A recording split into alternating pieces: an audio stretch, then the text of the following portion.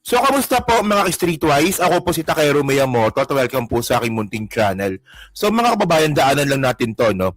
So, alam naman po natin na kahapon nga po, naaresto na nga po itong si Jinggoy, no? Jinggoy Estrada arrested after surrender for a non-bailable plunder case. Actually, mga kababayan, hindi po siya sumurrender. Hindi po siya sumurrender. Kasi pag ikaw po sumurrender, ang gagawin mo dyan, na makikipag-usap ka, pumunta kayo dito, hulihin nyo ako. O kaya, yung ginawa ni Bong Revilla, pumunta mismo sa police station, di ba? Pero si Jinggoy, mga kababayan, hindi. Ay, Diyos ko! Anong ginawa ni Jinggoy, mga kababayan? Bago nyo ako hulihin, magpapapresscon muna ang bakla! Ano nangyari? Nagpapresscon muna siya. So, tama yung sinabi nga po ni Yusek Lar Castro, hindi siya sumurrender. Nag-request lang siya ng presscon bago siya hulihin. So, inaresto po siya. Well, wala naman siya bang magagawa. Alam naman magtago siya. Diba? Sanay na yan dyan eh. Sanay na yan dyan eh. And then, by the way, mga kababayan, no, kung makikita naman po natin, na si Jinggoy po, binasahan nga tama nga, no, siya po ay binasahan ng Miranda rights sa loob ng Senate. Ayan nga yung pinipigilan ni Alan Shearer eh. Diba? Di ko na isama yung video, pero may video niyan eh. Na nung gusto nga po ni John Wick, nabasa ng Miranda rights itong si Jinggoy Estrada, ang gusto ni Alan Shearer sa labas. May video niyan eh, di ba? Napanood niyo ba yung video na yon? Yung hinipuan pa ni Alan Peter si John Wick sa dibdib, ay, ang laki ng muscles. Kaya nga po mga kababayan, ang gusto po talaga no ni Alan Shearer Cayetano, no, na basa ng Miranda rights si Jinggoy sa labas ng Senate. Pero hindi, no, buti na lang, puta. So, dinamay-damay po ng press con po na ginawa ni John Wick, dito nakabingo siya dito. Akala ko papayagan niyang basa ng Miranda rights si Jinggoy sa labas. So, sabi nga po ni John Wick, hindi, dito natin babasahan. Dito ka na-resto eh, sa loob ng Senate, so dito ka babasahan. Aminin mo, Takero, +1. Actually, ibigay natin yung credit kay John Wick ngayon. Well, alam naman po natin no, na talagang si Jinggoy nga po susukot naman talaga yan. No? Kung pagbabasihan po natin yung history nga po ni Jinggoy, pag siya po ay naaresto sa kanyang plunder case, sumusuko naman po yan. Pero kung paano po na-handle yung pag-aresto kay Jinggoy kahapon, well, passing grade. Okay. Okay siya. So, ganun. So, ngayon mga babayan, so ito yung point natin. No? Okay. Ngayon, so, Jinggoy Estrada arrested. Tandaan nyo ha. Arrested, no? Arrested po siya. Oo. So, statement lang. Tignan nyo to ha. Yung mga kaalyado niya, tulad nga po ni Camille Villar, ito yung mga binabanggit. John Wick for PTA president lang ya kayo. Tignan nyo to. Sa nangyari kay Sen Jinggoy, ano po masasabi nyo? Nagdarasal po natin si Senator Jinggoy at ang pamilya niya. Oo. Tayo. Opo. Salamat po. Ano daw? Puta Camille, ano? Di ko narinig eh. Statement lang po sa nangyari kay Sen Jinggoy, ano po masasabi nyo? Nagdarasal po natin si Senator Jinggoy at ang pamilya niya. Oo. Tayo. Opo. Salamat po.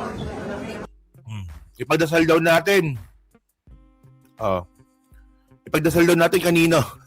Kay Satanas. Alam niyo, no, itong Camille Villar na to, kapal din ang mukha nito, no? Ano magdarasal? Ikaw nga mismo, yung pamilya nyo nga mismo, di ba? Magnanakaw din. Alam niyo ginawa ni, ng mga Villar, no?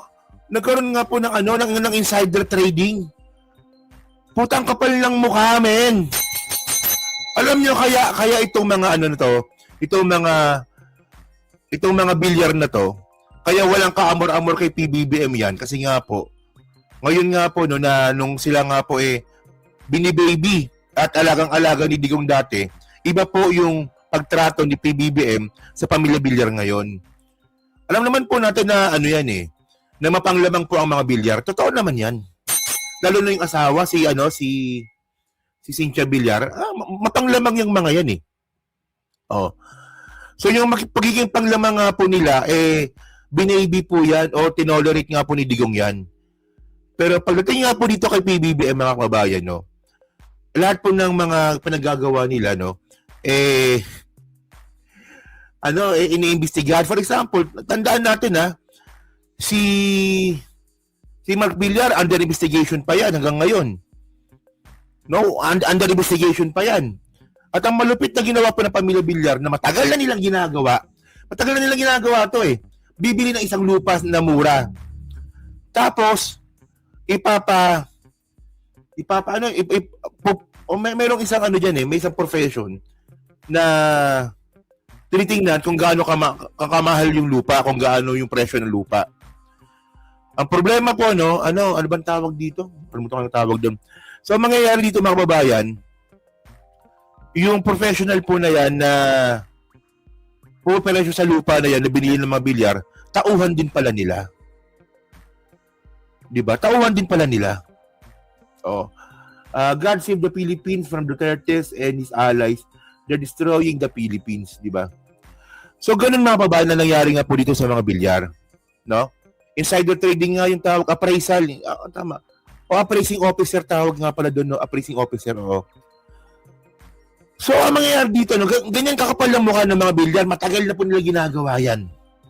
Ang hilig po ng ang hilig po ng mga bilyar, mga streetways, no, nakunin po yung mga lupang pinamana. Ayan ang paborito ng mga bilyar, mga kababayan. Kunwari, isang hektarya o hektarya yung lupa na yan, nagaling sa pamana ng mga ninuno. Ayan po ang gustong-gusto ng mga bilyar kunin. Siyempre, may mga nakatira doon, babayaran nila ng maliit na halaga. Kapag hindi umalis, papaalisin, papersahin. Nangyari yan. Diyan po sa may Daang Hari, no? Yung Bacoor to Muntinlupa, putak. Kay Villar po yan. Pinalayas niya po yung mga tao diyan. Yung lupa po na yan, pamana po sa kanila yan. Syempre, alam niyo naman, yung mga pinamanahan, wala masyadong alam sa mga batas-batas na yan. So nangyari dito, ayan po yung mga paborito po ng mga bilyar kunin. Siyempre, bibili nila ng mura. Kapag hindi umalis, pwersahin. Tapos, pag nakuha na po nila yung lupa, nabili nila ng mura, papasok na po dito si appraisal officer. O sasabihin ng appraisal officer, ito, magandang daan ito. Ito yung magiging pinaka-iwas traffic para papuntang Bacoor to Muntinlupa na hindi ka nag-iikot sa Las Piñas. So, mangyayari dito, nagmahal yung lupa na binili nila ng mura. So ganun po, matagal na pong ginagawa ng mga bilyar yan. At yan po ay tinolerate po ni Digong. Saan na nangyari? Yung panahon nga po ni PBBM, wala, tigil niya yan. Imbestigahan yan. Kasuhan yung mga yan. Kaya ngayon may kaso sila sa SEC. Ang problema natin mga babayan, pag si Sara Duterte po magiging presidente, absuelto po yan. Basura yan. Kasi alam naman po natin na pag may pera ka, kaya mo patagalin yung kaso hanggang 2 years or may 2 years hanggang maupo si Sara. Tapos sasabihin ni Camille Villar, ipagdasal natin siya. Paano yung mga tao na tinanggalan nyo ng lupa? Paano yon? Na binarat ninyo, pagkatapos pina-appraise ninyo sa tauhan din ninyo, na kumita kayo ng malaki. Tapos sasabihin niyo, ipagdasal natin si Giga Estrada, magsama-sama kayo mga demonyo. Magsama-sama kayo. Mabuha ka ng ina nyo. So ngayon, I'm already receipt. So, ngayon mga streetwise, no, ito yung statement nga po ni Jinggoy. Ahaba yung topic? Sige, ito. Hindi pala yan. Lang po sa nangyari kay Sen Jinggoy, ano po masasabi niyo? Ito pala, sorry. Kamali tayo.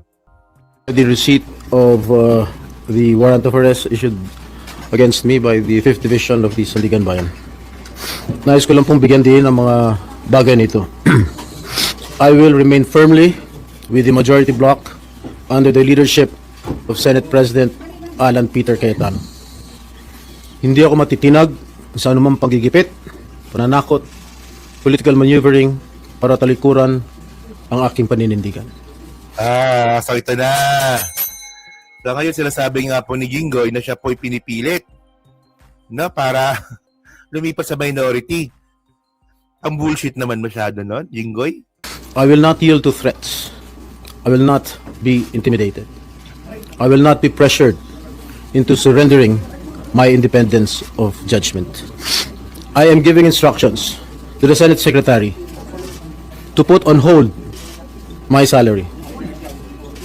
Personal kong pasya ito upang ipakita sa sambayan ng Pilipino na wala akong intensyon makinabang sa pondo ng bayan habang nililinis ko ang aking pangalan. So, anong kinalaman nung sweldo mo bilang senador sa kaso mo? Alam mo, no, kung totoo na nagnakaw ka ng bilyong piso, bali wala lang yung sweldo mo. Magkano yung sinasabing ninakaw mo? 500 million pesos. Magkano lang sweldo ng senador? 380 pesos, 380,000 pesos per month. Bali wala lang yon sa sweldo mo bilang ano. Bali wala yung sweldo mo, kasi hindi mo kunin yan. Kung totoo na nagnakaw ka sa kaban ng bayan, 500 million naman ninakaw mo. Tigilan mo nga kami. At higit sa lahat, hindi ako papasa ilalim ng kustodya ng Senado. I will not seek Senate custody. Hindi ko gagamitin ang Senado bilang panangga laban sa mga aligasyon sa akin. Sige, kaya mo Nakahanda akong ipagtanggol ang aking sarili sa hukuman at hindi ako magtatago sa likod ng institusyong ito upang umiwas sa proseso. Ay, kasi wala kang choice. Ayun lang yon. Alangan naman na diyan ka magtago sa Senado, eh di habang buhay ka nga arestuin. Habang buhay ka nga arestuin dyan. Ipagtatanggol ko hanggang sa huli ang aking sarili para patunayan na walang batayan ang mga paratang sa akin. Oh, good job, galing. Kalokohan ang lahat na ito. Sige. Mismo ang Senate Legislative Budget Research and Monitoring Office o LBRMO ang nagsabi sa Ombudsman na wala silang anuman dokumento o record na nagpapakita na ako ay nagpasok ng anuman insertion sa 2025 National Budget. Actually, nasagot na natin dito, no? Yung LDMO na binabanggit nga po ni Jinggoy, no, na sinasabi nga daw po na wala daw po siyang insertion na ginawa. Okay. Okay yun. Oo. Pwedeng magpatunay yun sa kanya na wala siyang kinalaman sa insertion ng flood control scandal. Pero mga kababayan, no, huwag natin kakalimutan na pag nag-serve po ng arrest warrant po ang ombudsman o kung sino man, ito po, palagi po magkasama dyan yung mga conspirator. So, tingnan nyo mga kababayan, ito po yung arrest warrant ni Jinggoy. Ayan po yung arrest warrant ni Jinggoy, mga kababayan. So, makita naman po natin dito, no, na Jinggoy Estrada, Manuel Bonoan, Daryl Cesar Sanchez Cortuna, Manny Bulusan, at saka si Arturo Gonzalez Jr. Okay. So, ngayon, doon tayo magtataka. Bakit kasama sa isang arrest warrant si Bonoan at saka si Jinggoy? Tandaan natin na kung paano mag-serve ng arrest warrant yung korte, no, palaging isang crime po yan. Kung hiwalay na crime yan, di hiwalay na arrest warrant yan. Kasi hiwalay na demanda yon. Nakuha niyo yung point? Kasi pag nagdemanda po, makakasama po yan.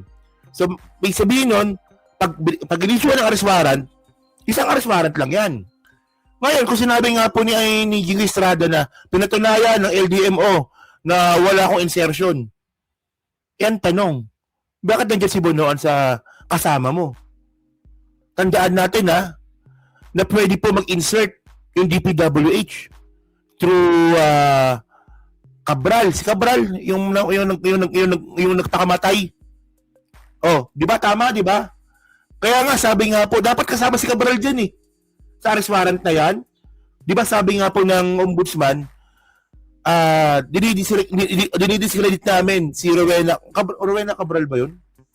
Si Cabral, dinidiscredit namin si Cabral na pag-issue ng arrest warrant dahil siya ay namatay.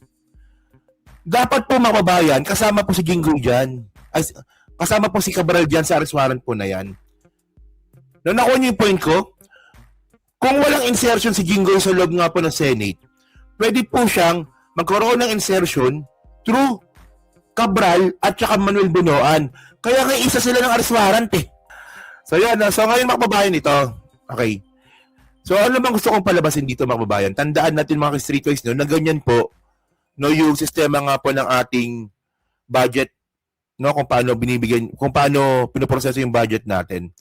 So tandaan natin mga kababayan ito mayroong house rules Rules of the house. Actually binasa ko to Medyo mahaba to, 500 page po ito.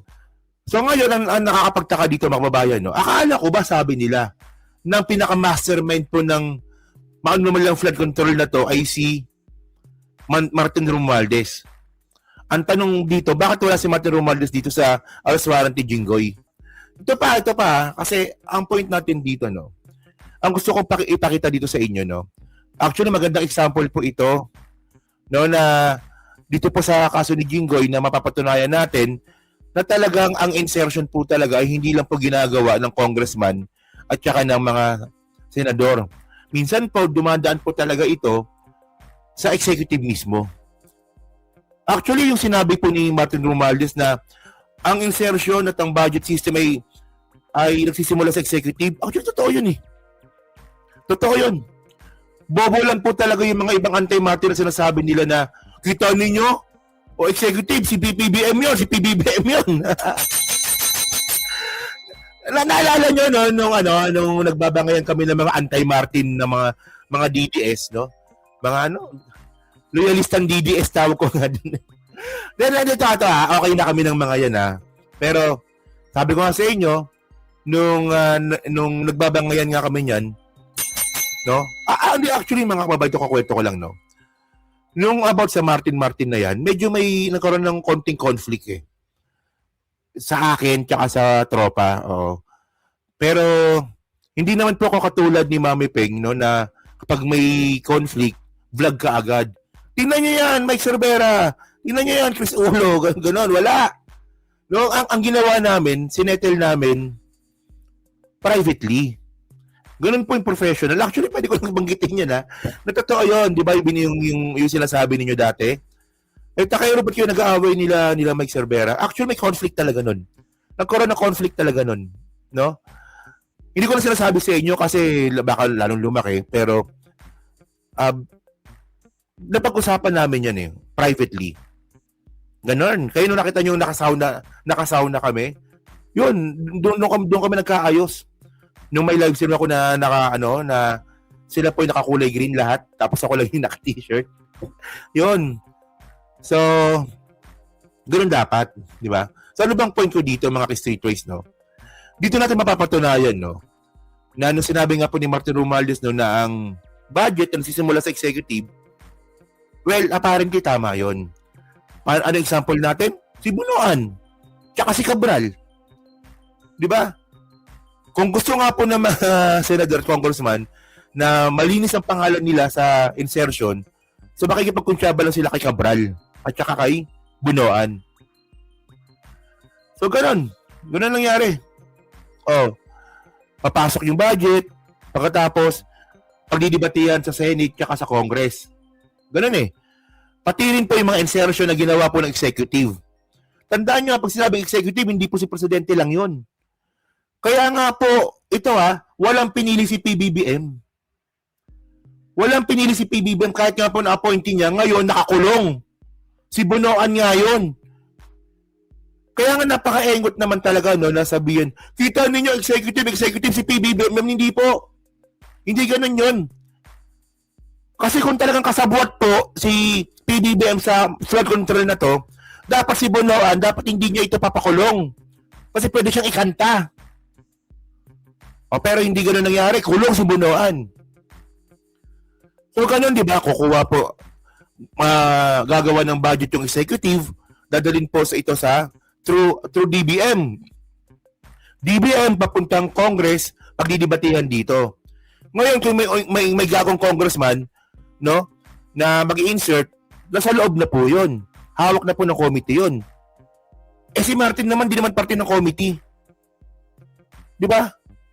Merong independent po yung mga congressman na panon nga po ni Martin Romualdez. So, nagkaroon ng insertion. May insertion na si Bunoan.